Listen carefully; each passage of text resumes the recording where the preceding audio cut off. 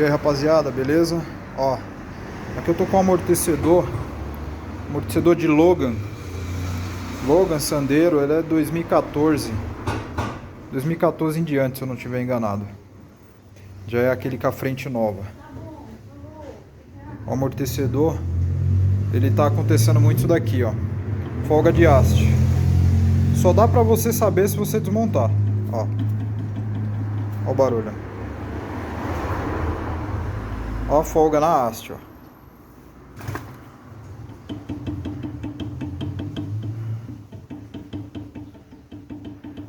Dá pra ver?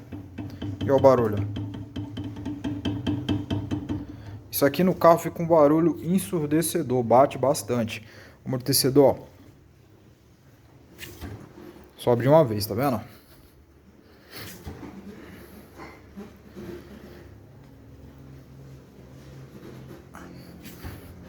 O pistão dele embaixo aqui já se desgastou e deu essa folga na haste.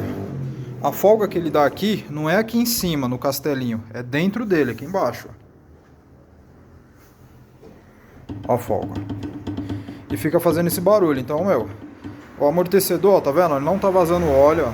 Você olha assim, não tá vazando. Aí o mecânico olha e fala, ah, mas o amortecedor não é, porque não tá vazando óleo. Amortecedor, pra ficar ruim, ele não precisa tá vazando óleo, não. Quando vazou óleo é porque ele já tá no extremo já. Aí tá só na mola. Você sente a frente do carro muito mole também. Entendeu? Porque ele perde totalmente a ação.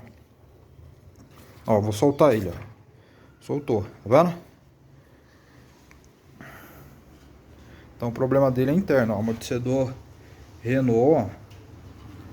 Então quem tiver com esse problema nesses carros da Renault aí, fica a dica, manda o mecânico tirar o amortecedor fora. Desmonta, pega na haste aqui, ó.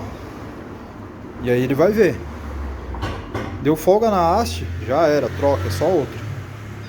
Beleza?